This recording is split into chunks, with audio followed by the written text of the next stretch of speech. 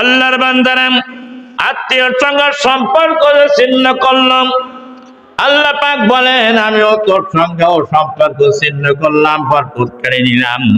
আত্মীয়র সঙ্গে সম্পর্ক যে ভালো রাখে, আল্লাহ রাব্বুল আলামিন তার সঙ্গে সম্পর্ক ভালো রাখে। আমি তার সঙ্গে সম্পর্ক জুড়ে থাকি, আল্লাহ পাক বলেন আত্মীয়র সঙ্গে সম্পর্ক জুড়ে যে থাকবে, আমি আল্লাহ তার সঙ্গে সম্পর্ক জুড়ে রাখবো। বন্ধুত্ব, ভালোবাসা, আত্মীয় সম্পর্ক না, আল্লাহর সঙ্গে সম্পর্ক জুড়ে রাখেন না। বুখারীর সহিহ হাদিস। শুধু নামাজ পড়লে আর কোরআন তেলাওয়াত করলে হয় না। আমরা অনেক জায়গায় দেখি মুসলমানদের মধ্যে যে আত্মীয়তার খোঁজ তো রক্তের সম্পর্ক নেই তো না, মায়ের পেটের ভুল, কোনোদিন খোঁজ নিতে চায় না।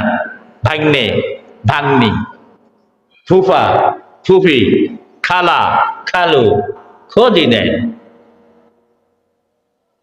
আত্মীয়র সঙ্গে সম্পর্ক একটা বড় ইবাদত, একটা ইবাদত। সংক্ষেপে বলি, একটা সম্পর্কে আলোচনা করতে গেলে ঘন্টাকে ঘন্টা দরকার, এটা সামান্য কাজতেই যাচ্ছে।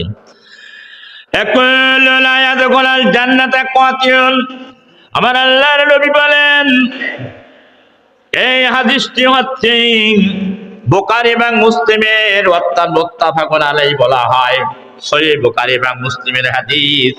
আত্মীয়র সঙ্গে যারা সম্পর্ক ইয়াকুলু লা ইয়াদখুলুল জান্নাহ, আত্মীয়র সঙ্গে যারা সম্পর্ক ছিন্ন করে তারা আল্লাহর জান্নাতে প্রবেশ করবে না। চিৎকার মেরে নাউজুবিল্লাহ করবেন না। ওয়াতিউন,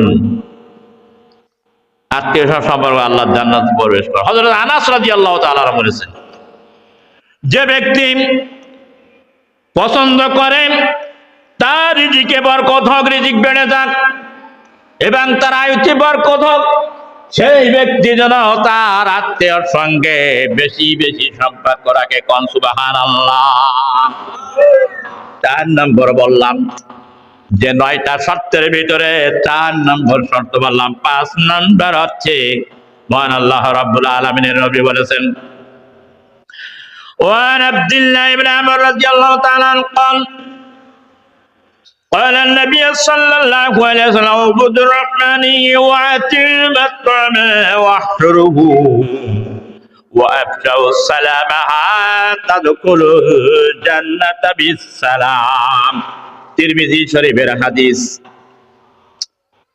তিরমিজি 76 হাদিসের একটি হাদিসের নাম হলো তিরমিজি শরীফ। তিরমিজির হাদিস ইবনে মাজাহ, আবু দাউদ, নাসাই, বুখারী, মুসলিম